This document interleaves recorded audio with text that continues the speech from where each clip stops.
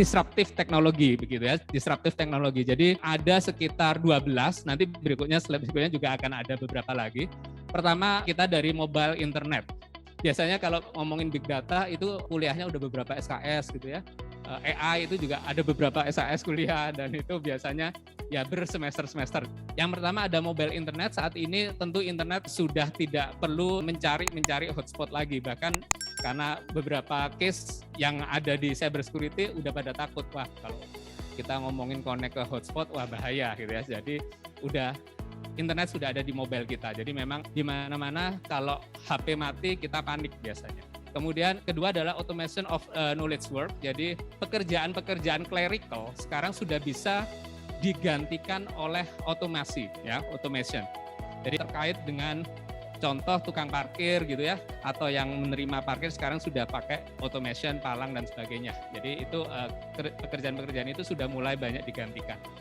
Kemudian ada Internet of Things, IoT, yang sekarang juga banyak, mungkin perusahaan-perusahaan sudah mulai bergerak ke sana, M2M ya, mesin to mesin. Kemudian bagaimana tujuannya sebenarnya semuanya tujuannya adalah bagaimana mengoptimize cost gitu ya, meminimize cost-nya, kemudian bagaimana mengoptimize profit.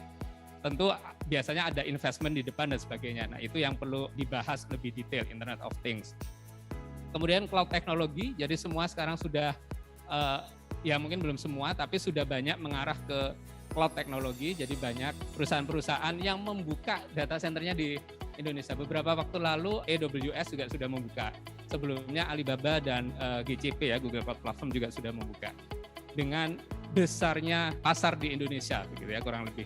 Kemudian tentunya ada advanced robotic juga, sudah banyak juga robot-robot yang kalau di Jakarta itu ada restoran yang nganterinnya robot gitu ya, yang nganterinnya robot. Nah itu sudah ada, walaupun mungkin masih cost-nya cukup lumayan gitu ya. Kemudian autonomous vehicle. Nah ini juga bagaimana mobil bisa berjalan sendiri ya kurang lebihnya. Ini juga sudah mulai ada di salah satu mall di Jakarta juga, antar tempat saja sih, antar tempat tapi outdoor itu sudah ada autonomous vehicle. Kemudian 3D printing. Nah 3D printing masih bagian dari kami biasanya. Karena biasanya untuk membuat mesin, bukan mesinnya ya, tapi untuk membuat semacam mekaniknya, itu kita bisa menggunakan 3D printing yang kita punya gitu ya. Ada desainnya, kemudian hal-hal yang kecil-kecil ya, kalau dulu harus ke workshop gitu ya, ke bengkel istilahnya kalau di kami, harus ke bengkel, kemudian dilipat-lipat gitu ya, gitu logam-logamnya. Nah sekarang cukup dengan 3D printing itu bisa, walaupun bahannya tentu beda, itu bisa gitu ya, sekarang itu sudah bisa kita lakukan. Kemudian advance material juga, jadi di salah satu program studi juga kita membuat startup tentang benang perkasa. Jadi benang perkasa itu bahan baju kita, tapi agak ketat begitu, tapi itu bisa mendeteksi pulse ya. Pulse itu semacam denyut, atau saya sih tidak tahu frekuensi di dalam kita, kemudian itu bisa ditransfer ke dalam program dan itu menjadi sebuah pulse, apakah nanti misalnya ototnya seperti apa pergerakannya dan sebagainya. Nah itu ada di bagian advance material. Nah bagaimana kita sebagai seorang pebisnis itu bisa sukses begitu ya untuk berinovasi. Kemudian tentunya network itu sangat-sangat berperan. Kita di dalam bisnis tidak bisa sendirian, kita di universitas juga tidak bisa sendirian, makanya harus berkolaborasi, mana supplier gitu ya, partner, distributor, customer dan sebagainya. Nah itu juga sangat berperan di dalam arah inovasi ini, kurang lebih seperti itu. Apa aja sih faktor-faktor di dalam big data? Pertama tentu kita ngomongin data volumenya.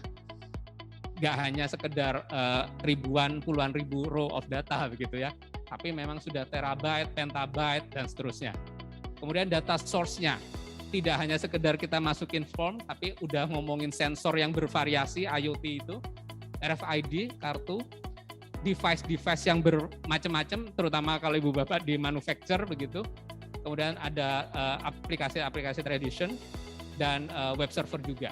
Big data ini ada 8 V ya. Pertama adalah volume, kita ngomongin volumenya ya, volumenya gede gitu ya. Kemudian value-nya, apa sih yang penting gitu ya, value-nya, apa sih yang penting dari data-data ini. Veracity-nya, trust-nya. Veracity itu maksudnya ini tuh informasinya beneran atau enggak gitu ya. disinformation ini beneran atau enggak. Kalau kita memvisualisasikan data yang salah itu tentu akan blunder ya di bisnis insight-nya tadi akan blunder.